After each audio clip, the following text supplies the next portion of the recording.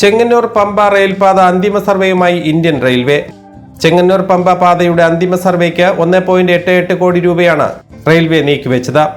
ശബരിമല ക്ഷേത്രത്തിലേക്കുള്ള പ്രവേശനം മെച്ചപ്പെടുത്തുക എന്നതാണ് പദ്ധതിയുടെ ലക്ഷ്യം. ഇതോടെ പുതിയ 4 റെയിൽവേ സ്റ്റേഷനുകളാണ് വരാൻ പോകുന്നത്. ചെങ്ങന്നൂർ റെയിൽവേ സ്റ്റേഷനിൽ നിന്നും ആരംഭിക്കുന്ന പാതയിൽ ആറന്മുള, വടശ്ശേരിക്കര, സീതത്തോട്, പമ്പ എന്നിവിടങ്ങളിലാകും പുതിയ സ്റ്റേഷനുകൾ.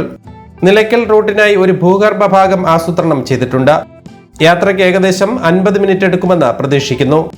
ചെങ്ങന്നൂർ പമ്പ റോഡ് യാത്രയ്ക്ക് 3 മണിക്കൂറിലേറെ സമയം വേണ്ടിവരും. റെയിൽപാത വന്നാൽ സമയം ലാഭിക്കാം. റോഡിലെ തിരക്കുകൾ ഒഴിവാകുന്നതിലൂടെ ശബരിമല സീസണിലെ ഗതാഗത കുരുക്കിന് ഉൾപ്പെടെ പരിഹാരമാകും. പരമാവധി വേഗശേഷി 200 കിലോമീറ്റർ ആയതുകൊണ്ട് തന്നെ ശബരിമല തീർത്ഥാടന കാലത്ത് വന്ദേ ഭാരത് ഉൾപ്പെടെയുള്ള ട്രെയിനുകൾക്ക് പാതയിൽ സർവീസ് നടത്താൻ കഴിയും. ആറന്മുള, വടശ്ശേരിക്കര, പമ്പ എന്നിവിടങ്ങളിലെ സ്റ്റേഷനുകൾ മെട്രോ സ്റ്റേഷനുകളുടെ മാതൃകയിലായിരിക്കും നിർമ്മിക്കുക. ചെങ്ങന്നൂർ ഒരു ജംഗ്ഷൻ സ്റ്റേഷനായി മാറും. പമ്പയിലെ പുതിയ റെയിൽവേ സ്റ്റേഷൻ പമ്പ KSRTC സ്റ്റാൻഡിന് സമീപമാണ് ആസൂത്രണം ചെയ്തിരിക്കുന്നത്. ചെങ്ങന്നൂർ റെയിൽവേ സ്റ്റേഷനിൽ നിന്ന് പമ്പ വരെ 59.23 കിലോമീറ്ററാണ് പാതയുടെ നീളം.